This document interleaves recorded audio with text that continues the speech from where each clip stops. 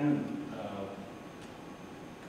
We are a small but very intense group. I'm sure it's already afternoon. And this is a repeat presentation from what we had in the morning. So I'm going to be very sensitive to the time limit that I have and move through the material reasonably quickly, so that hopefully we can have a few minutes of questions at the end. I'd like to be able to offer that to this group this afternoon. How many of you were in the session this morning? Anybody here in the session this morning? Okay. Okay, he's sworn to silence, and so is the cameraman. I'm going to pick up on our venue last night for a comment. It was a delight to be able to be at that stadium where the All Blacks play rugby and reflect on the coaching that must take place as a result of playing the game. And I'm sure the coach for the All Blacks probably looks for some spectacular plays from time to time to get some very good results. At the same time, I am almost positive, I would bet good New Zealand dollars, that he also is a firm proponent of the basics. The basic tackling and running and skills set that you have to have in order to be a successful team. What I'm going to talk about this afternoon is that same thing when they apply to benchmark. I'd like to be able to talk about the basics because even though this topic has been around for some 25 years, it's really the basics that makes it successful and should be used either as a roadmap or at the very minimum as a checklist to make sure that you are going to get the intended results. And I say that for one reason, and that's because I'm often called in to do assessments of benchmarking projects.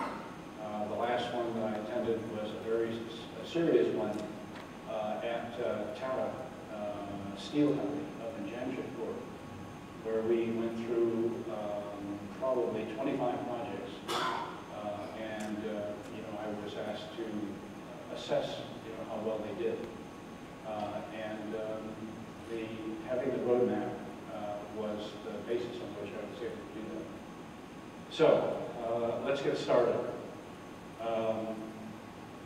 I am heavily involved in the benchmarking network, the global benchmarking network. I was one of the original founders back in 1994 in England, and I am just tickled to think that it has been successful ever since, and be able to put on these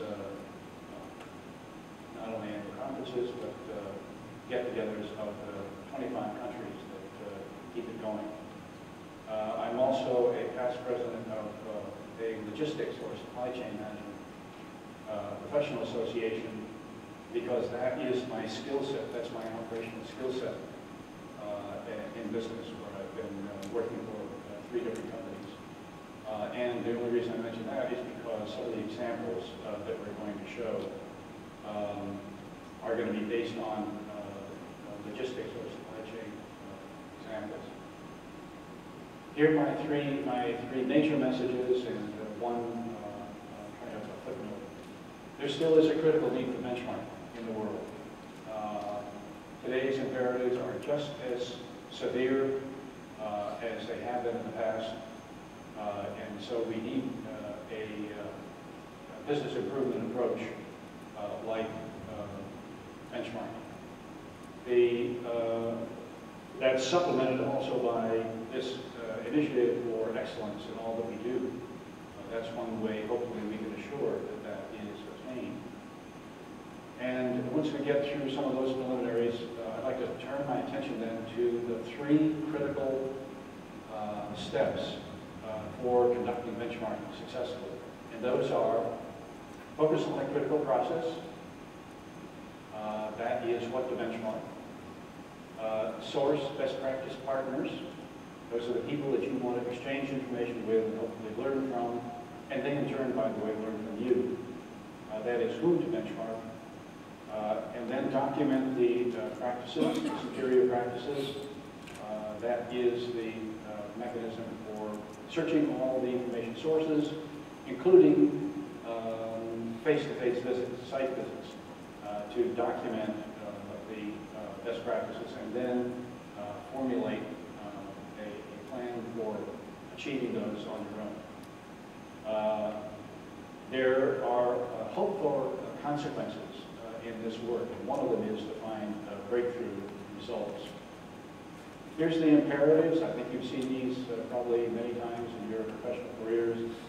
Do more, do better, faster, cheaper, and those are some of the things that people are looking for, senior management, not the least of which, of course, are business results at the end. That is the same kind of urgent need we have for best practices as we have had in the past.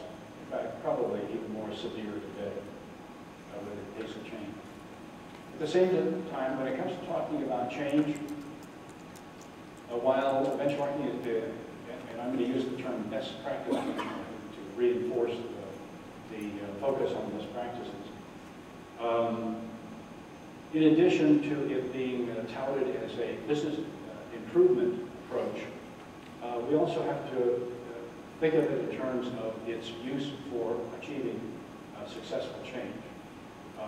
Best practices, hope for change in the organization.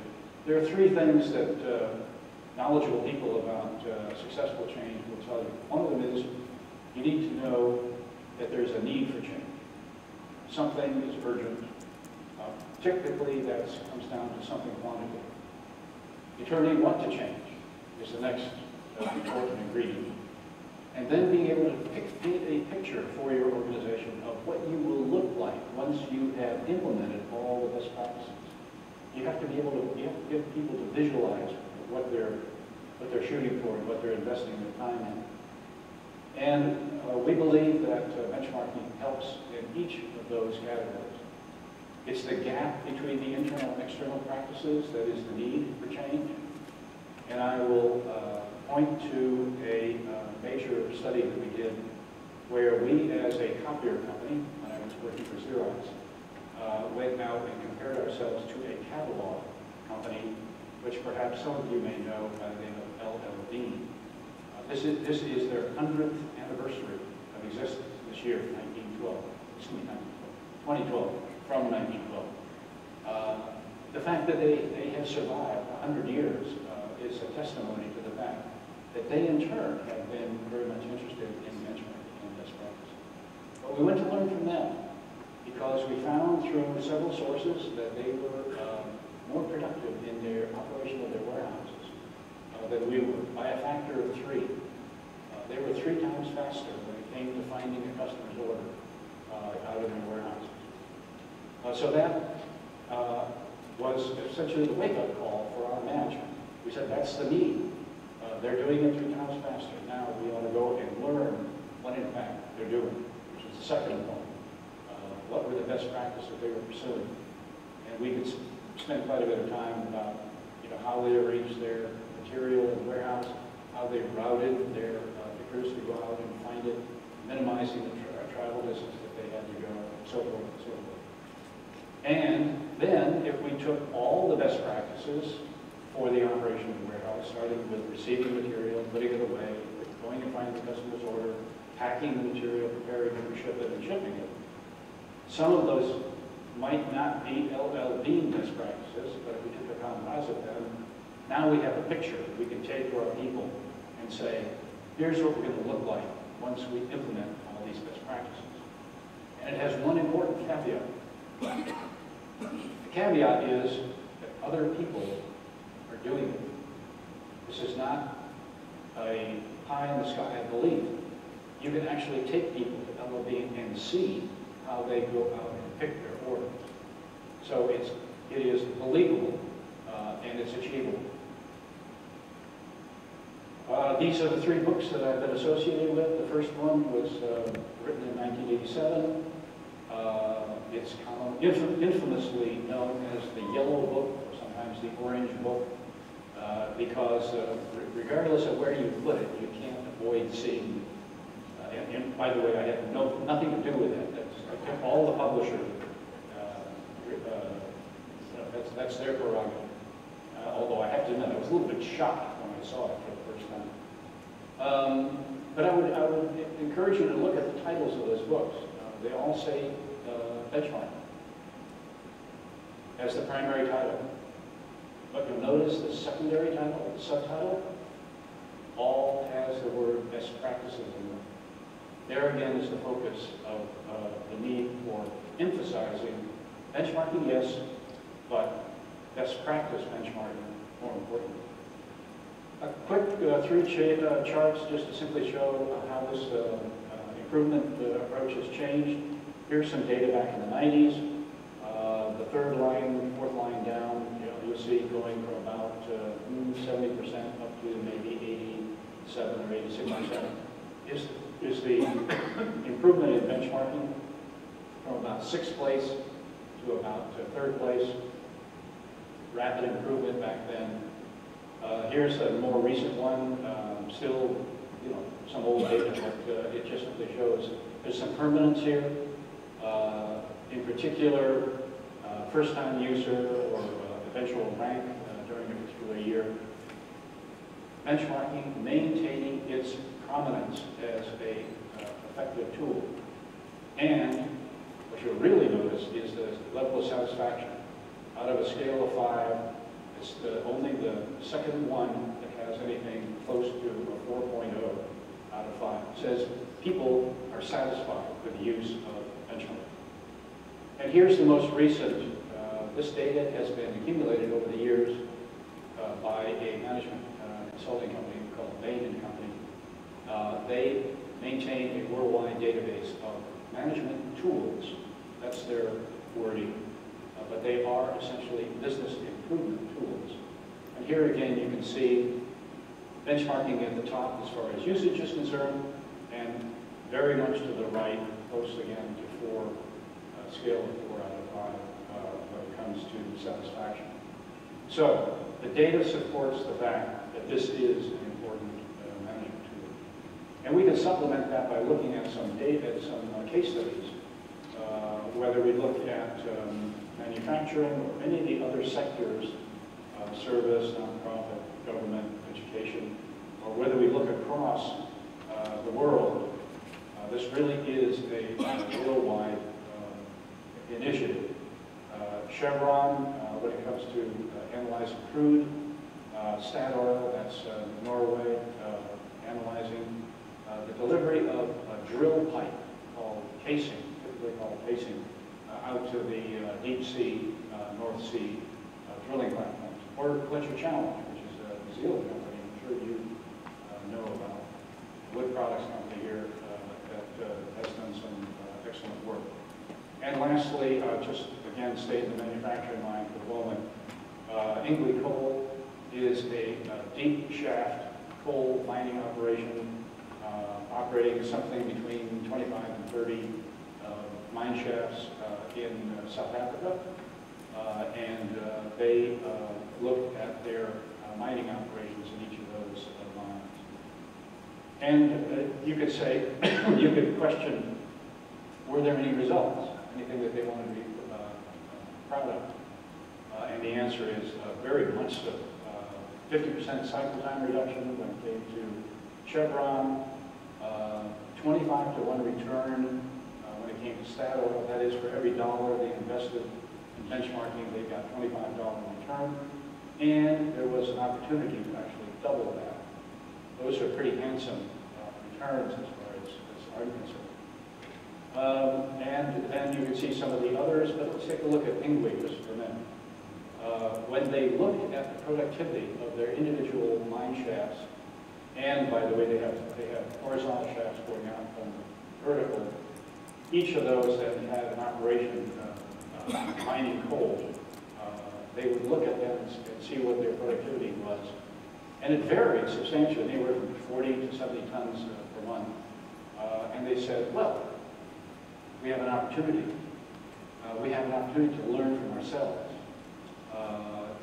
We can go to the operations that get 70 tons per month and analyze them and say, well, what have you done exceptionally well?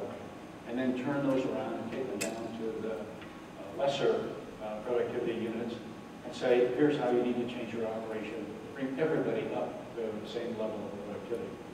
And that we call internal benchmarking. They are looking at themselves. So, they could get anywhere from a 10 to 30% output increase, and the rest of the data, I think, pretty much speaks for itself. Okay, so there's some proof statements about data on benchmarking, the need for benchmarking, and also some case studies. I'd like to take a little bit of a break then and say, let's now learn some of the fundamentals of benchmarking. And I use this little cartoon, which you can see in the lower right-hand corner, was put together by a chap who was in one of my training sessions in South Africa.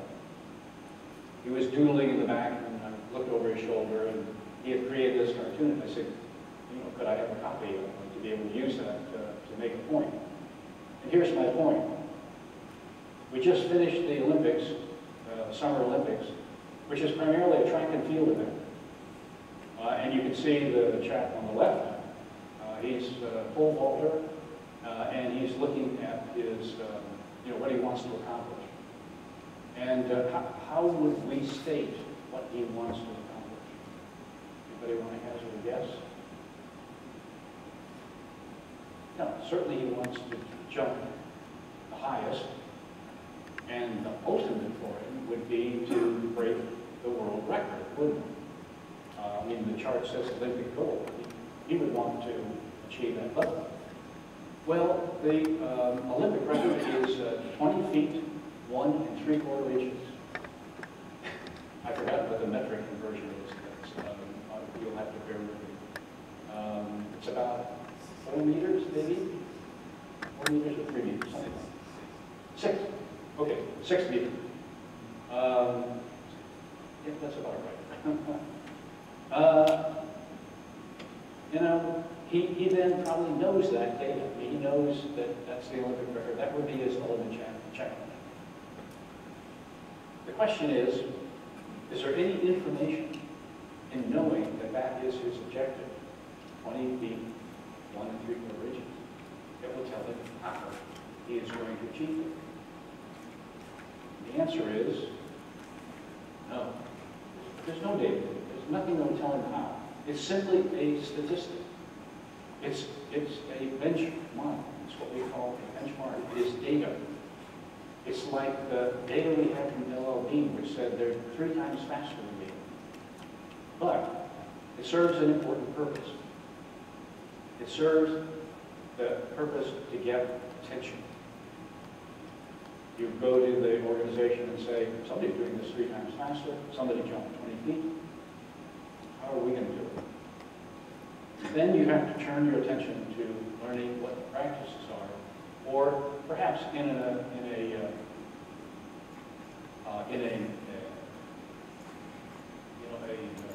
pole vault event, you might say, what are the techniques that this athlete has to achieve? Well, there are 4 ways that he can find best practices. And the first one, you probably would all jump to the conclusion and say, well, the chart says Olympic gold. He would want to go and study the performance of the Olympic champ who set the record. He's a Russian, and you could get data on that and understand, perhaps how he did it, maybe film or whatever. I mean, the tennis players like Navratilova, the Williams sisters, they all watch each other So there's one way of doing it. We call that competitive benchmarking. That is his competitor. That's who he wants to emulate, or better. There is one, however, that precedes that, and we, in effect, have talked about it already, and that has to do with internal benchmarking. The ability to look at yourself first. And the athlete could do that too. There's no reason why he can't have a videotape taken of him. He could have a coach watch him. He can go high tech and rate himself with a lot of sensors that would be picked up with a video camera as well as electronically, and be able to literally show every single motion that he might have to do things correctly. The critical thing in pole vaulting is called the tuck. Tuck means how compactly are you able to get before you just launch yourself over and over. So there's two ways. Excuse me, I'm going too fast. Internal benchmarking and competitive benchmarking. There are two more. And I think if we had more time to talk about it, we would say that the third one has to do with taking somewhat of an engineering approach and breaking the process, this basic process, down into its components, into its major components. And we call that functional benchmarking, because there are two basic functions that he performs in jumping that height. And they are running and jumping, right? Okay, now just within the track and field arena, does he have opportunity to examine people who do that well? And I think the answer is yes. When it comes to running, the obvious example would be the 100-yard dash. Very high acceleration, or maybe the long jump. Again, very high acceleration. And when it comes to jumping, the obvious one is the high jump, right? And there are some very interesting techniques that those athletes have to be aware of, like what foot they take off on, for the high jump. So he can study events right within his own track and field arena to find ways to put together a combination of best practices. And my question to you would be, have there been any breakthroughs in any one of those kinds of events? Has anybody heard of Mr. Fosbury? Right.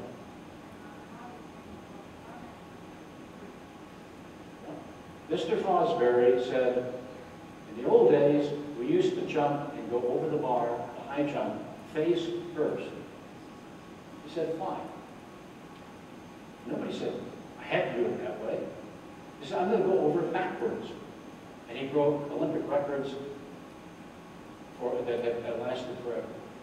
So even when you do functional benchmarking, you might uncover some organization who is doing something extremely well, have a breakthrough result. And then lastly, there is generic benchmarking. And the best example there is to say, compare yourself to others who do in a generic way what you do. And the obvious example there would be something like billing, rendering an invoice for almost any economic activity, which is one which you pay for, has some sort of a bill, including the federal government. It's called taxes, but it's still an invoice. So here you can look across a wide array, depending on how far and wide you would like to watch.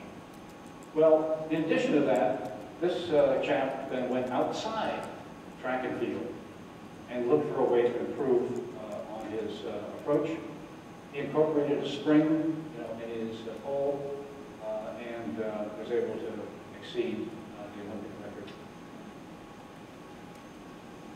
Now, we always get smiles in the audience, and they say, "Wait a minute, you can't do that. That's illegal." However, let's think about this now. In the early days of the pole vault, the pole was rigid. It was a rigid wood pole, did not bend. In today's high-tech world, with the fibers that we have, the pole does bend. So maybe he doesn't have a spring on his pole, but the pole definitely has some springiness to it that gives him a little bit of an edge. So even though it may not seem right, there still is something in watching all of the practices that you have. And here are some of them that he would be looking at. Technique, coaching, conditioning, nutrition, psychological preparation, and eventually choice of equipment, or in this case, goal. Here are the 4 kinds of benchmarking, and just repeat them for you: internal, competitive, functional, generic process. And you'll see some numbers underneath them. We actually find that the real breakthroughs come from the functional and generic processes. Takes a little bit more work to analyze them, but that's where the true breakthroughs come from. And here's a similar kind of presentation that has been put together here locally for informal. Here's the formal kind, and lastly, the approach used to deploy benchmarking here in New Zealand. So, just to wrap this up, the process of identifying and understanding and adapting, not necessarily adopting best practices, but organizations locally or worldwide help your organization improve performance and achieve priority business results. Is what benchmarking is all about. With one major caveat. I worked for a copying company for several decades. We did not copy the best practices that we found. We would go and understand what those best practices were. We would then bring the essentials of those best practices back to our teams, and we'd say, here's the best practice.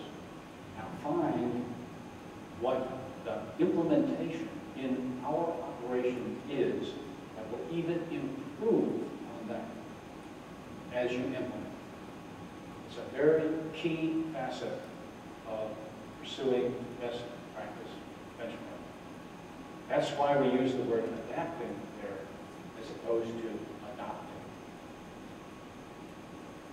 Here again, comparisons are strange. A copier company going to a camping good company, that ships canoes and backpacks and kayaks and that kind of stuff. No, you can't compare that, right? The answer is yes, you can. Because as you break the process down, you're looking for a very focused improvement of a piece of their process, namely this business of finding the customer order in the warehouse, called the picking operation. Well, here's another breakthrough. I'm going to challenge you with this. In the next, say, 5 minutes, 10 minutes, I want you to think about this, what's embodied in this picture. It's a picture of a very, very large vehicle used to haul iron ore or other kinds of minerals out of mine sites to some eventual use, whether it's directly into a smelter or some other ship overseas or whatever.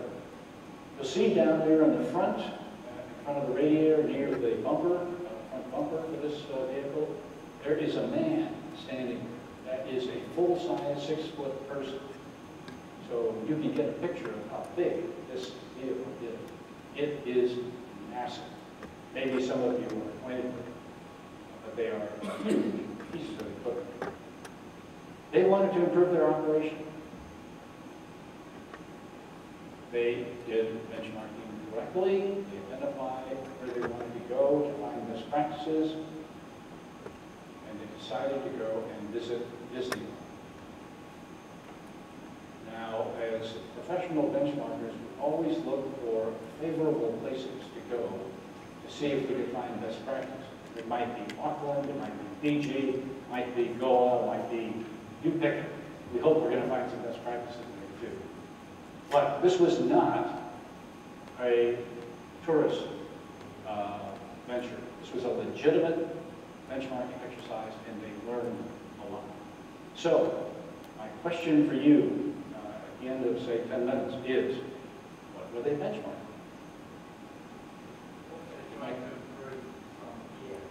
Pardon me? Well, that's for you to decide. Well, I just simply said the operation of the vehicle. Okay. And I want you to give me some idea of what they were trying to do. We'll come back to this. Okay? Okay. Now, the 3 critical steps of doing benchmarking. Time and time again, when I go and talk to people who have done this work, I often, maybe more than I would like, have them come back and say, you know, we did some benchmarking. We're not completely satisfied with what we ended up with. You know, what went wrong? And typically, I find when I go and do a diagnostic, is that they have they've either A, not done a critical step, or B, they've not done it sufficiently in detail so that they really know what they're trying to pursue. So that's the reason for having this approach where I actually identify the key steps that we have learned painfully. I mean, there is scar tissue in these steps of about 25 years where we've been able to say, okay, as a result of our client engagements, here are the things that you've got to do. You can elect not to do them. You can elect to do them poorly, but at your peril. So the objective is to improve the critical process. We recommend that you identify, that is to list all the processes like there are in a warehouse. Receive material, put it away, go out and find the order for the customer, bring it back, pack it, prepare it for shipment, and ship it. Those are the processes. List them. Then, prioritize them. Find out which is the most important one by some criteria. Because I will tell you that unlike doing benchmarking projects where in the past, we were allowed perhaps anywhere from 4 to 6 months to get that completed, that's no longer the case today. You know, the attention span of a senior manager is like a nanosecond. You know, you've got to figure out how to engage that individual and keep them interested if you want that support. So prioritize, then document the process. And the reason for documenting is because eventually you're going to go to a benchmarking partner, somebody you want to learn from, and you want to be able to put something in front of them and say, here's how we do it. Now, let's have a discussion of how you do step 1, step 2, step 3. We've learned that, again, by painful experience, where we went without a baseline, and it was just impossible to reconcile the results when we came back. Analyze, develop by a few measures. I go to organizations and I say, do you have measures for your process? And they'll say, yes, we have. And I bring out a 3-ring binder that has maybe 200 or 300 measures. I'm saying, we need no more than 3 for our process. You know, we don't need to swamp this problem with measurement. And that's another key learning. Okay, the outcome then is a well-defined process which you can then now take to a person you want to learn from. Here's a typical process diagram, it's a closed loop. That picture helps them understand what you're trying to do. They may have different words for what you do, but at least they now have a baseline and say, okay, we do this. We call it something different, but that's, and here's how we do it well. Then you can also look at data. Here is a sample. In this case, in the upper right-hand corner, you see it says custom population. This is actually after we have gathered some data. from about 25 companies. We arrayed them on what their average performance was and what the performance was of the top 20%. And for lack of better words, we call it the top 20%. We could make it 10%. The best in class. And the red triangle show where our performance is. And you can see some are close to the best. By far and large, we've got room for improvement on the rest. But also notice on the left-hand side, there are a minimum number of measures. We're not trying to kill this animal with measures. We need the vital few. And in addition to that, we now need to have some information about industries if we're going to go outside of our industry. We would probably be the semiconductor, in the semiconductor category, or high-tech category. But we would want to look for other exemplary organizations outside. And here is the tip that the data typically shows us about the performance with and without best practices. The gray lines are without best practices, that's average performance. The red lines are with incorporating their best practices. Their performance is typically twice as good as those who do not pursue best practices. And here's the first mini case study. It's a government case study. It focused on handling complaints by customers. This was mandated by the President and Executive Order a number of administrations ago. And it said, learn from others. Results, make it easy for for citizens to complain. That'll prevent at least twice the number of dissatisfied customers. If you have a speedy response, that will actually increase customer loyalty by another quarter, 25%. And if you're able to resolve the problem on the very first contact, that will prevent all kinds of resource requirements from then on down. Here's step 2. This was, of course, whom to benchmark. And here we're looking for best practice partners.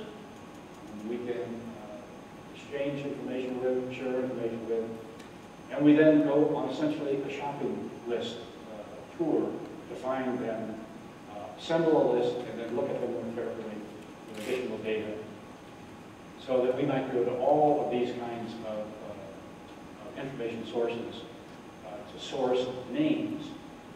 And one of those names that would appear on the list, of course, would be somebody like LLB for warehouse improvement. We would assemble a list and then critically find out what we would know about each individual company and boil the list down to perhaps a matter of somewhere between 4 and 6 who we would want to contact. In the case of LLB, we found publications where they have actually described their process. We were able to make some analyses of the information they gave us in those. We were able to go to experts in the materials handling field. They said, yes, we want to learn how to improve your warehouse, you go with this authority. And then eventually we actually called up our vice president and said, we would like to come and have a visit with you. You're doing something extremely different from what we are. Let's go back. Go back. Sorry.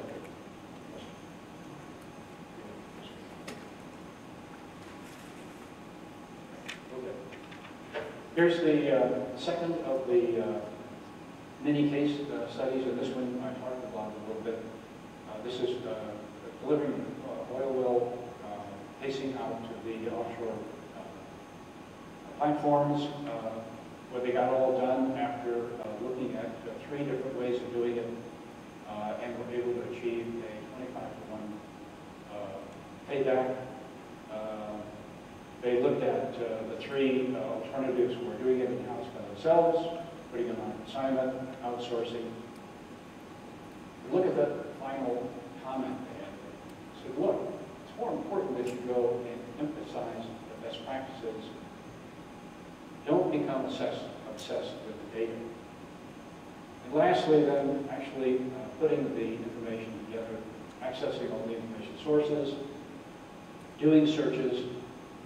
There are massive numbers of databases. There's something like 3,000 to 6,000 databases that you could, depending on the topic you have, the technology, you could access. And you need essentially professional assistance called a cybrary, not a library, a cybrary. Somebody who knows the internet to help you. And eventually, you're going to need a face-to-face site. And just to give you an array of what those might be, and again, I'm not going to go through this busy chart. I just want to make a couple comments about it. This is the way you can collect some of that data. It goes all the way from what's on your left, the full formal benchmarking project, all the way to the informal route on the right. A collegial contact, somebody call up and say, hey, we're thinking about doing something. How do you do it? But what's interesting is the one that's in the middle. Best practice reports. Back when we were doing benchmarking before the PC and electronic capture of data, many of the very successful benchmarking projects that we did ended up in a paper-based report, and when somebody moved, those got trashed. So we lost that information. Today, we capture all these studies electronically, so organizations are packaging them. They're making them available to you. You can find them. There might be a slight fee involved, but if you have a problem and you can solve 85% of it by using information that's already known, and then save the other 15% with perhaps site visits, you're much farther ahead in the game. So you want to be looking for best practice reports, which do in fact exist. And here's one place, of course, to go look for them, the database which Robin Mann's organization maintains. And finally, the final case study, which I was intimately involved in while at Xerox, of their supply chain. We looked at this from a worldwide perspective, completely redesigned the worldwide supply chain. Now, that's a challenge. We looked at internal benchmarking to start with. That meant we compared U.S. operations with European operations, Far East operations with Fuji Xerox. We learned some things there that we could improve our U.S. operations. It gave us some savings, and we were able to use that to fund the rest of the study. But we also went through about 24 to 25 exemplary, very carefully selected companies in a range of different industries, food processing, chemicals, pharmaceuticals, and so forth, to put that data together. I'm sorry, I bumped that thing again. The results were that we were able to document what the effect on inventory was and reduce it substantially to the point where we were so successful in reducing the inventory, which is a part of the return on asset calculation for the company, on which all of our pension contributions were based, that everybody in the company got a boost in their pension contribution as a result of our study. It was an unintended but really wonderful consequence of doing benchmarking. Here's just simply talking about the future. I'm going to wrap this up so we can have a little bit of time. Critical tool for how you run your business, strategic strength and practice, but it may be a fatal weakness if you do not pursue it. Some people call benchmarking a fad, like many management fads that we have. You know, they seem to have a time when they're very much in force, and then they die. This is obviously some old data, but the message is still the same. Mean life of productivity improvement fad is about 8 years. Benchmarking has been around for over 20 years. Why? It works. And I think the data that I showed you at the beginning is proof statement that it yields results. Here's the view by our senior executive a couple of years ago. Primary objective of benchmarking is to understand the practices, notice its emphasis on practice, understand the best practices, which will provide a competitive advantage in the marketplace. Target setting, data, second. So, I need you to do some benchmarking. Thank you very much.